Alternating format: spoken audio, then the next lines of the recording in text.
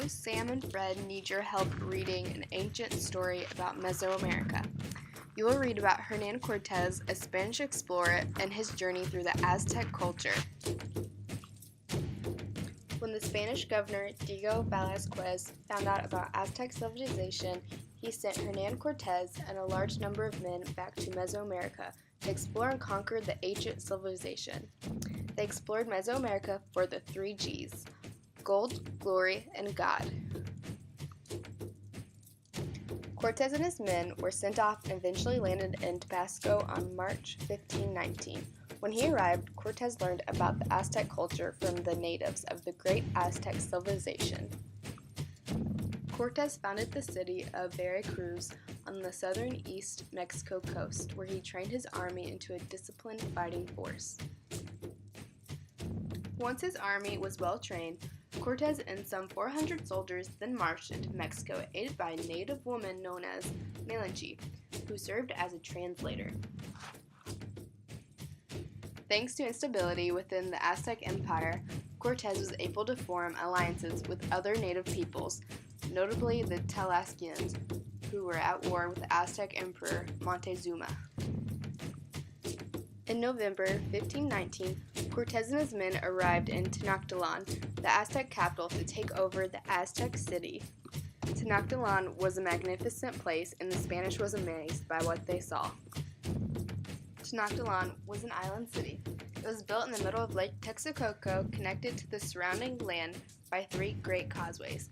Stone aqueducts delivered fresh water to the city residents, and networks of canals made up the city streets, and farmers grew vegetables on floating gardens.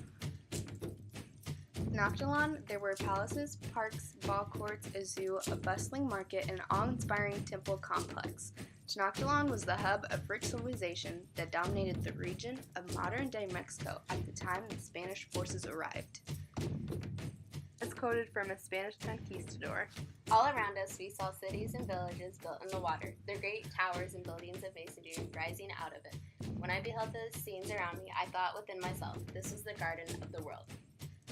Bernal Diaz de Castillo. When Cortez and his men arrived at Tenochtitlan, they were greeted by Montezuma and his people. The Spanish were treated as honored guests.